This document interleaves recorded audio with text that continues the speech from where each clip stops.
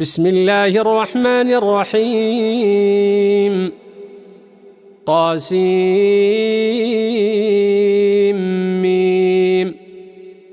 تلك آيات الكتاب المبين نتلو عليك من نبأ موسى وفرعون بالحق لقوم يؤمنون إن فرعون علا في الأرض وجعل أهلها شيعا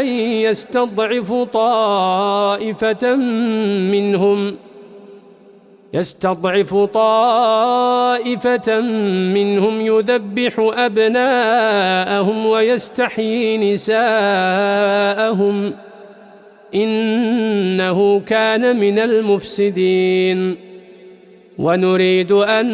نمن على الذين استضعفوا في الأرض ونجعلهم أئمة ونجعلهم الوارثين ونمكن لهم في الأرض ونري فرعون وهامان وجنودهما منهم ما كانوا يحذرون وأوحينا إلى أم موسى أن أرضعيه فإذا خفت عليه فألقيه في اليم ولا تخافي ولا تحزني إنا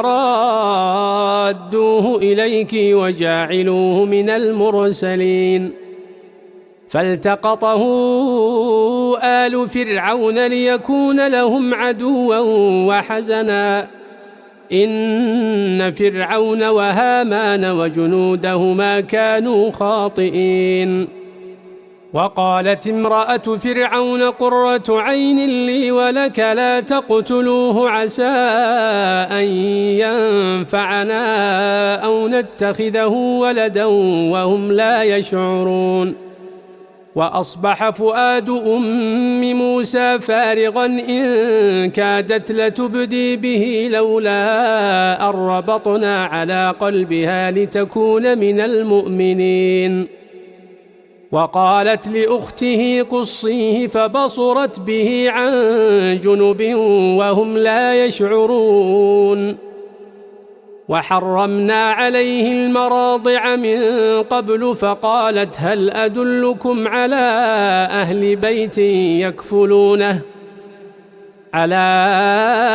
أهل بيت يكفلونه لكم وهم له ناصحون فرددناه إلى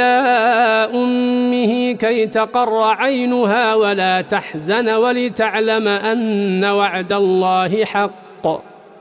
ولكن أكثرهم لا يعلمون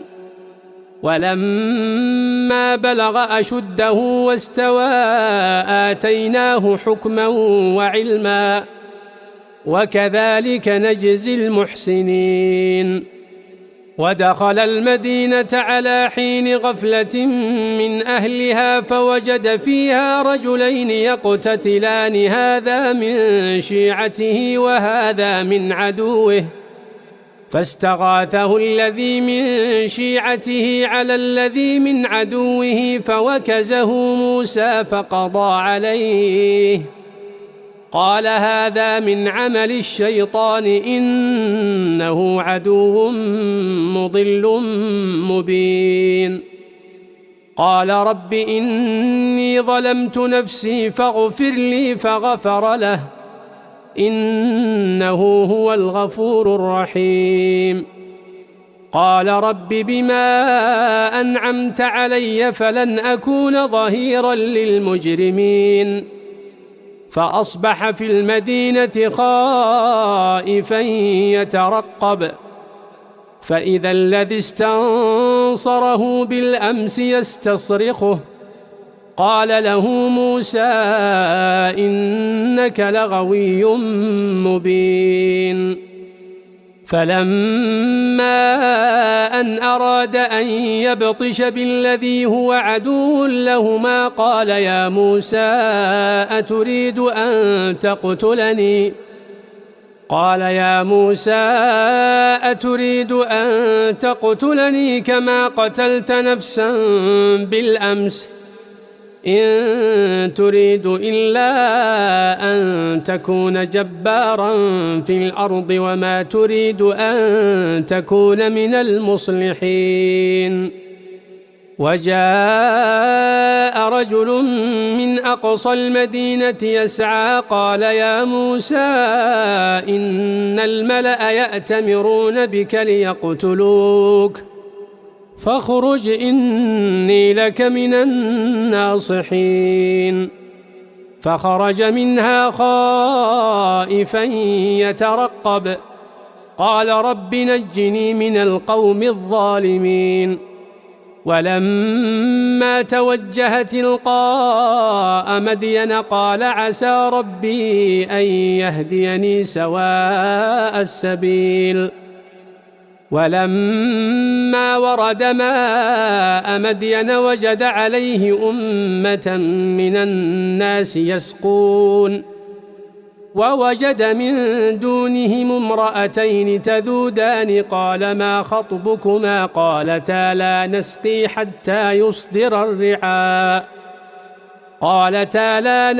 حتى يصدر الرعاء وأبونا شيخ كبير. فسقى لهما ثم تولى إلى الظل فقال رب إني لما أنزلت إلي من خير فقير. فجاءته إحداهما تمشي على استحياء قالت إن أبي يدعوك ليجزيك أجر ما سقيت لنا. فلما جاءه وقص عليه القصص قال لا تخف نجوت من القوم الظالمين. قالت إحداهما يا أبت استأجره إن خير من استأجرت القوي الأمين. قال إني أريد أن أنكحك إحدى ابنتي هاتين على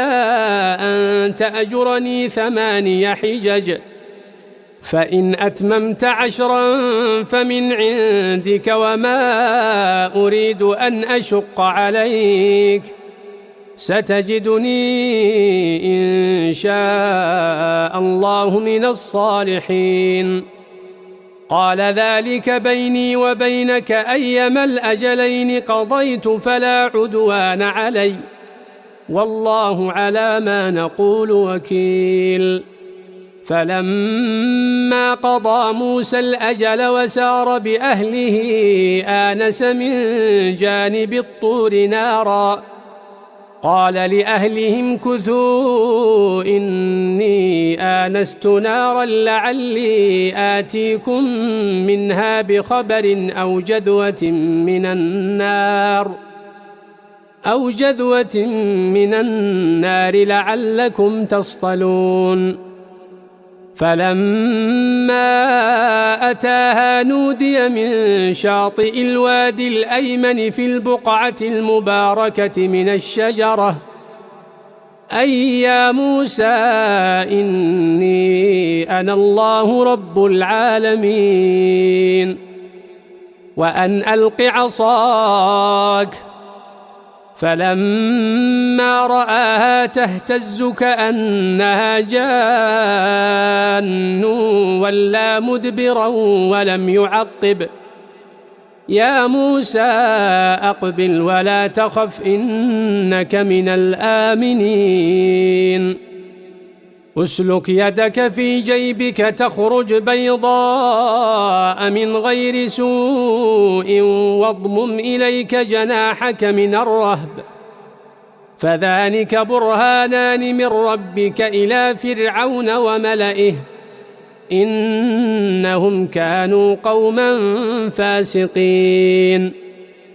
قال رب إني قتلت منهم نفسا فأخاف أن يقتلون وأخي هارون هو أفصح مني لسانا فأرسله معي يرد أن يصدقني إني أخاف أن يكذبون.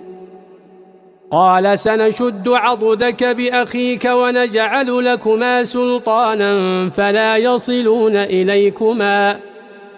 بآياتنا أنتما ومن اتبعكما الغالبون فلما جاءهم موسى بآياتنا بينات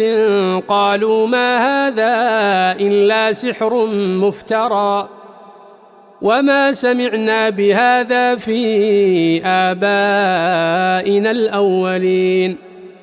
وقال موسى ربي أعلم بمن جاء بالهدى من عنده ومن تكون له عاقبة الدار إنه لا يفلح الظالمون وقال فرعون يا أيها الملأ ما علمت لكم من إله غيري فأوقد لي يا هامان على الطين فاجعل لي صرحا لعلي أطلع إلى إله موسى وإني لأظنه من الكاذبين واستكبر هو وجنوده في الأرض بغير الحق وظنوا أنهم إلينا لا يرجعون فأخذناه وجنوده فنبذناهم في اليم فانظر كيف كان عاقبة الظالمين وجعلناهم أئمة يدعون إلى النار ويوم القيامة لا ينصرون وأتبعناهم في هذه الدنيا لعنة ويوم القيامة هم من المقبوحين ولقد آتينا موسى الكتاب من بعد ما أهلكنا القرون الأولى بصائر للناس وهدى ورحمة لعلهم يتذكرون وما كنت بجانب الغربي إذ قضينا إلى موسى الأمر وما كنت من الشاهدين ولكننا أنشأنا قرونا فتطاول عليهم العمر وما كنت ثاويا في أهل مدين تتلو عليهم آياتنا ولكننا كنا مرسلين وما كنت بجانب الطور إذ نادينا ولكن رحمة من ربك لتنذر قوما ما أتاهم من نذير من قبلك لعلهم يتذكرون ولولا أن تصيبهم مصيبة بما قدمت أيديهم فيقولوا ربنا لولا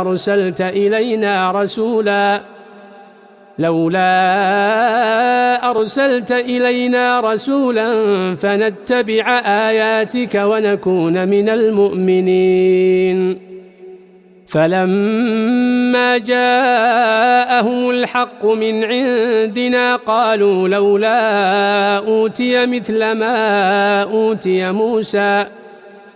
أولم يكفروا بما أوتي موسى من قبل قالوا سحران تظاهرا وقالوا إنا بكل كافرون قل فأتوا بكتاب من عند الله هو أهدى منهما أتبعه إن كنتم صادقين فإن لم يستجيبوا لك فاعلم أنما يتبعون أهواءهم ومن أضل ممن اتبع هواه بغير هدى من الله إن الله لا يهدي القوم الظالمين ولقد وصلنا لهم القول لعلهم يتذكرون الذين آتيناهم الكتاب من قبله هم به يؤمنون وإذا يتلى عليهم قالوا آمنا به إنه الحق من ربنا إنا كنا من قبله مسلمين أولئك يؤتون أجرهم مرتين بما صبروا ويدرؤون بالحسنة السيئة ومما رزقناهم ينفقون وإذا سمعوا اللغو أعرضوا عنه وقالوا لنا أعمالنا ولكم أعمالكم سلام عليكم لا نبتغي الجاهلين إنك لا تهدي من أحببت ولكن الله يهدي من يشاء وهو أعلم بالمهتدين وقالوا إن نتبع الهدى معك نتخطف من أرضنا أولم نمكن لهم حرما آمنا يجبى إليه ثمرات كل شيء رزقا من لدنا ولكن أكثرهم لا يعلمون وكم أهلكنا من قرية بطرت معيشتها فتلك مساكنهم لم تسكن من بعدهم إلا قليلا وكنا نحن الوارثين وما كان ربك مهلك القرى حتى يبعث في أمها رسولا يتلو عليهم آياتنا وما كنا مهلك القرى إلا وأهلها ظالمون وما أوتيتم من شيء فمتاع الحياة الدنيا وزينتها وما عند الله خير وأبقى أفلا تعقلون أفمن وعدناه وعدا حسنا فهو لاقيه كمن متعناه متاع الحياة الدنيا ثم هو يوم القيامة من المحضرين ويوم يناديهم فيقول أين شركائي الذين كنتم تزعمون قال الذين حق عليهم القول ربنا هؤلاء الذين أغويناهم كما غوينا تبرأنا إليك ما كانوا إيانا يعبدون وقيل ادعوا شركاءكم فدعوهم فلم يستجيبوا لهم ورأوا العذاب لو أنهم كانوا يهتدون ويوم يناديهم فيقول ماذا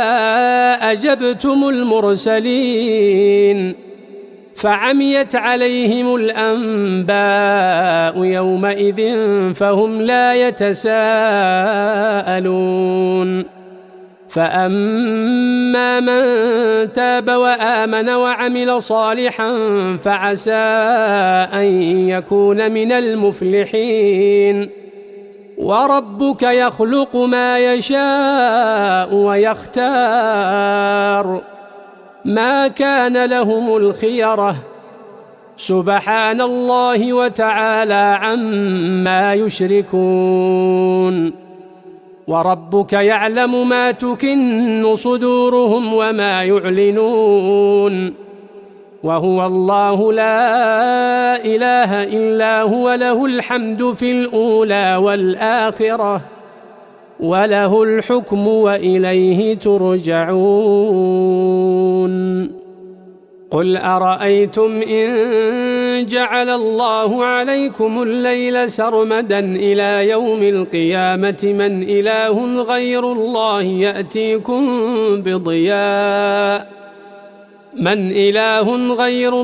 يأتيكم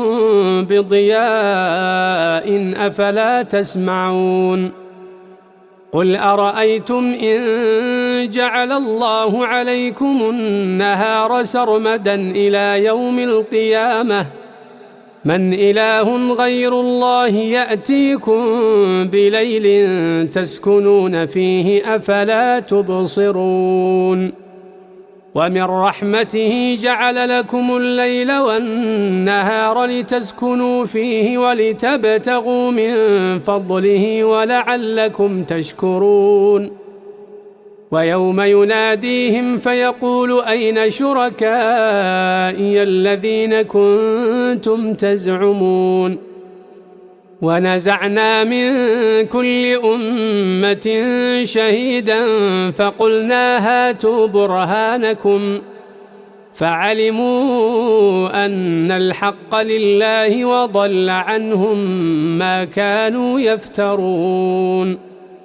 إن قارون كان من قوم موسى فبغى عليهم وآتيناه من الكنوز ما إن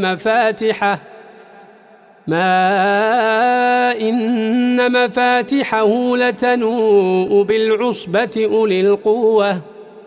إذ قال له قومه لا تفرح إن الله لا يحب الفرحين وابتغ فيما آتاك الله الدار الآخرة ولا تنس نصيبك من الدنيا وأحسن كما أحسن الله إليك ولا تبغ الفساد في الأرض إن الله لا يحب المفسدين قال إنما أوتيته على علم عندي أولم يعلم أن الله قد أهلك من قبله من القرون من هو أشد منه قوة وأكثر جمعا ولا يسأل عن ذنوبهم المجرمون فخرج على قومه في زينته قال الذين يريدون الحياة الدنيا يا ليت لنا مثل ما أوتي قارون إنه لذو حظ عظيم وقال الذين أوتوا العلم ويلكم ثواب الله خير لمن آمن وعمل صالحا ولا يلقاها إلا الصابرون فخسفنا به وبداره الأرض فما كان له من فئة ينصرونه من دون الله وما كان من المنتصرين وأصبح الذين تمنوا مكانه بالأمس يقولون ويكأن الله يبسط الرزق لمن يشاء من عباده ويقدر لولا أمن الله علينا لخسف بنا ويكأنه لا يفلح الكافرون تلك الدار الآخرة نجعلها للذين لا يريدون علوا في الأرض ولا فسادا والعاقبة للمتقين من جاء بالحسنة فله خير منها ومن جاء بالسيئة فلا يجزى الذين عملوا السيئات إلا ما كانوا يعملون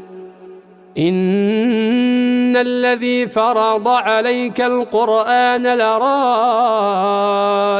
إلى معاد قل ربي أعلم من